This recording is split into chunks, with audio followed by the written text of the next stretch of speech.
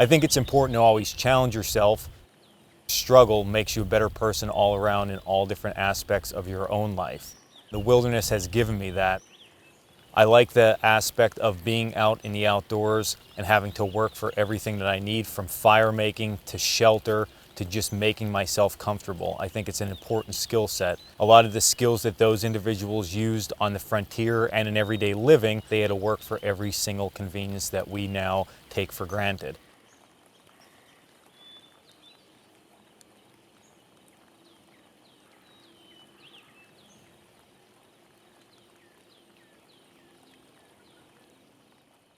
We're so excited about bringing this new series of episodes to you where we focus on the idea of the American frontier, what it took to survive, what kind of skills you needed, what kind of craftsmen were there, what kind of places did they visit. That's what this series is about. We're going to start off with a set of episodes with Dan Wowak of Coalcracker Bushcraft, where we learn about bushcraft and surviving in the woods, but it doesn't stop there. We're going to keep on going with this series, and hopefully there'll be some opportunities where you can help us in the future. Thanks so much for watching.